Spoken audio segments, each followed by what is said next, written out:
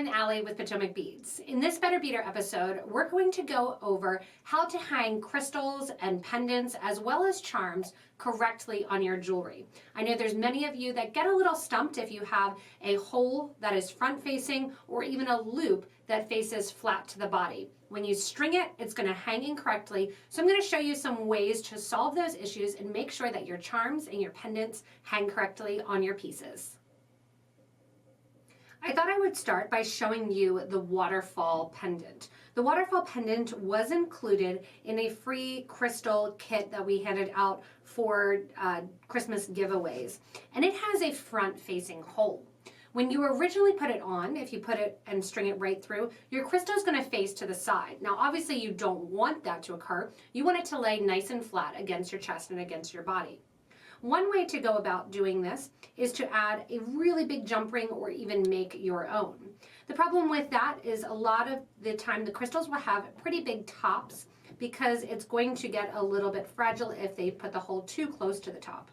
So in this example here, I used 49 strand beading wire and came through the crystal starting at the crystal base.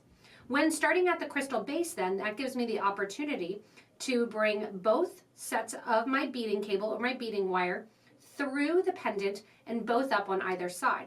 I'm creating or making a bail with some smaller seed beads and then bringing that into one singular bead.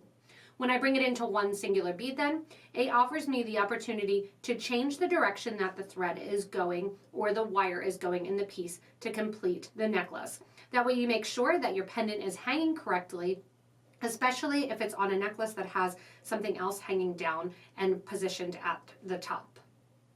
The next piece I have here is the cha-cha bracelet.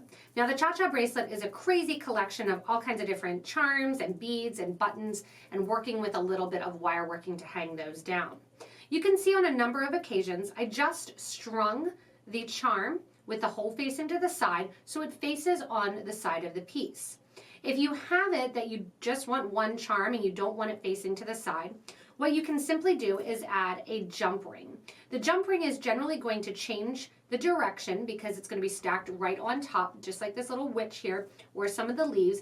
It's going to be stacked right on top of an already existing loop. The jump ring then allows it to hang down and hang correctly, that when it's against your skin, it will lay flat rather than to the side. This is an option as well. You can do just different beads and create head pins, making the loops above them. But specifically with a charm, it will hang to the side generally because that's the easiest way for production to make the loop. So generally speaking, the loop is going to be vertical with the charm. You'll need to add a little jump ring in order to create that nice hanging effect if you want it to hang down on the piece like this Hamza palm. My last example here is my minimalist necklace. Now this minimalist necklace that I just took off, you can see that the loop on the top of the little link here is front facing. So both for the charm, I added a jump ring, so that would also be front facing. And then at the top here, I've looped my cord or my thread almost in a different style than I did with the chain here. With either beading wire or with silk cord, you can go through a front facing piece like I have here, this crystal heart, go back through the opposite direction. And then what you can do is take the thread or the needle and take the pendant, so that creates a little loop behind with the thread. You can take it here, put your piece or your bead or your charm or your link or your pendant through that loop, and then it'll hang correctly on the piece for you, making that loop on the side. You can again do this with beading wire. You can also do it with silk thread like I have here, or you can even do it and decorate with some seed beads along the line. So this gives you an opportunity to have it so it's more minimalist as well. If you don't want that jump ring there, you don't want to have anything additional, you can include the cord through the piece, whether or not it's a charm like it is on the cha-cha bracelet, whether or not it's a link here, or even a waterfall or a front-facing heart drop crystal.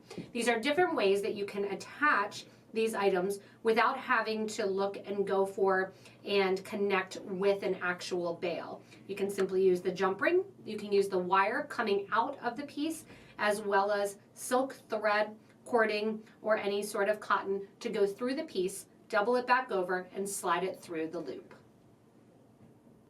I'm always also excited to see and hear your comments and suggestions below the video to help out other beaders that are part of this amazing community. Give your ideas, your suggestions, or even ask questions about how to work with and flip that crystal or that charm or that link that has that front-facing loop. These are just suggestions, and I'm sure there's tons more. You can also post your images as well as your feedback about these Better Beader episodes in our Facebook group for beading and jewelry making. If you are new to beading, this is a great outlet to become engaged in an amazing community that can help you answer questions and inspire your creativity. Remember, these Better Beader episodes are made to make you a better beader. They are designed for you to go through your stash, rediscover, receive, and re-look at some of the items that you may have. You may not have ever known what to do with that crystal that has the hole directly in front, and hopefully this will spark some creativity and give you some ideas. As always, if you need any materials or you want to see the links to some of the videos that I just listed out, you can check below the video in the description. As always, thanks so much for watching, and hopefully this episode helped to make you a little bit of a better beader.